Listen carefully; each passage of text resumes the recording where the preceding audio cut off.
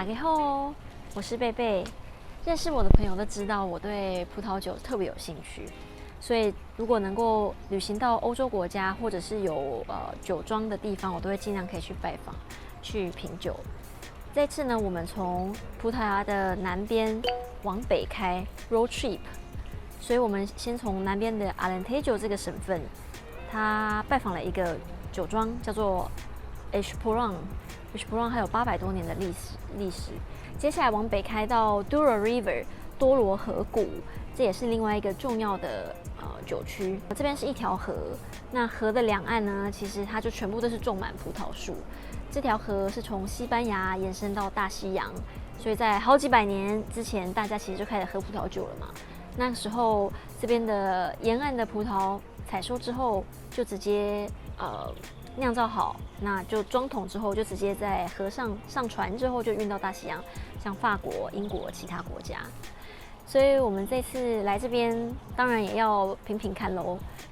一个酒庄叫做 Quinta do Velado， 这是一个葡萄牙非常有名的酒庄。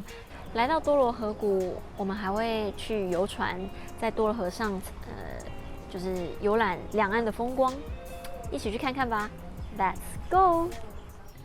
我们现在来到 Alentejo 这个省份，这个城市有一个很有名的酒庄，城市的名字叫做 Iguengush， 然后这个酒庄的名字叫做 Espolòn。我这3个字练习了应该有100遍，要让我讲一下。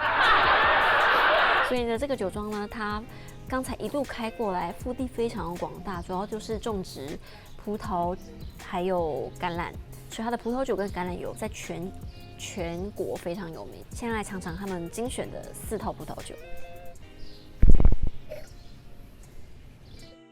跟 Espolòn 的相遇完全是意外。从 Évora 古镇离开北上的路途中 ，Nuno 看到路标跟我说：“这是葡萄牙很有名的酒庄。”我们二话不说就决定临时东移拜访。旅行的美好总是那些意外嘛。Espolòn 庄园后面全是他家的葡萄园。这里有很多当地的品种，看也记不住，索性就享受咯。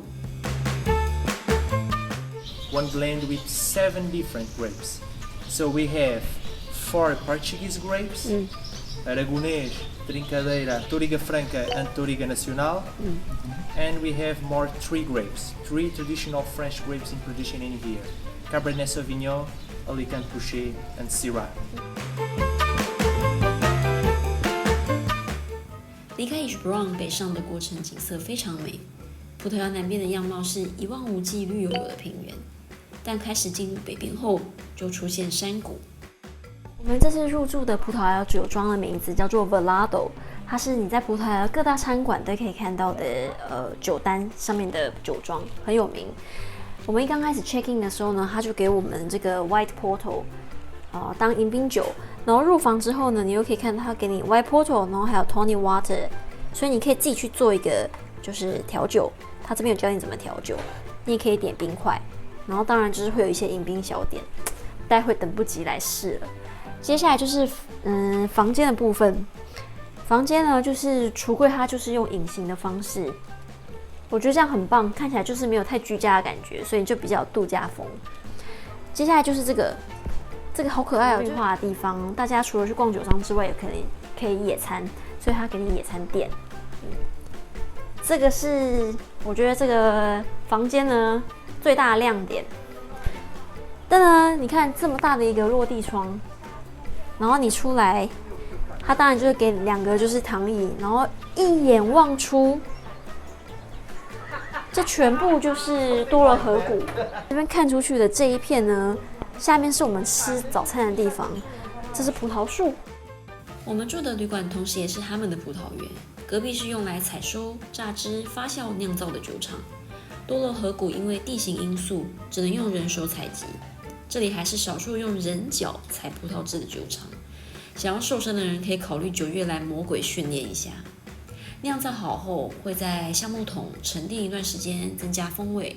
通常都是用法国桶或者是美国桶。最后，我们也品尝了5款葡萄酒和波特酒。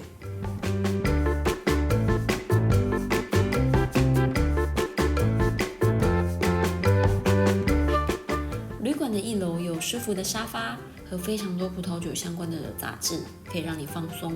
你也可以带回房间看。它这边也有钢琴，我们有天晚上还听到有人在弹。旅馆左侧则是一整片开心农场，种了好多苹果、无花果、橘子、蔬菜等等香料，最后变成我们的早餐哈。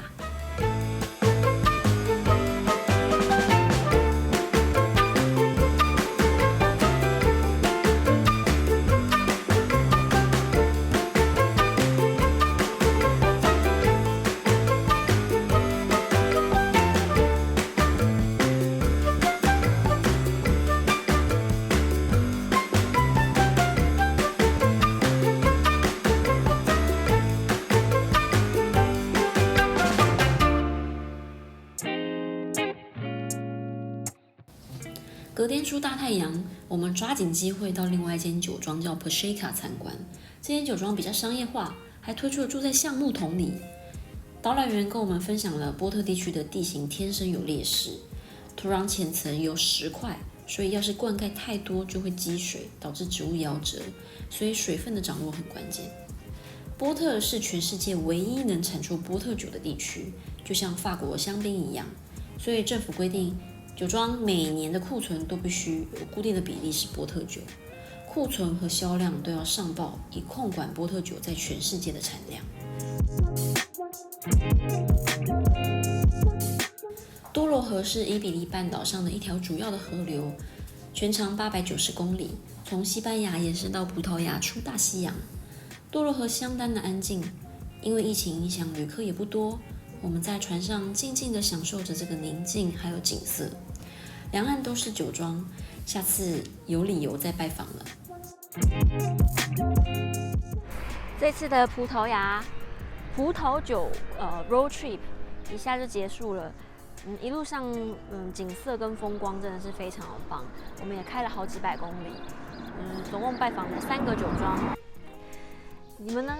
有没有喝过特别喜欢的葡萄牙的酒，或者是波特酒？欢迎在下面跟我们说哪一支，或者是哪个地方你们特别推荐。希望有机会再来葡萄牙尝试。记得帮我们按赞、订阅、开启小铃铛。呀啦，拜！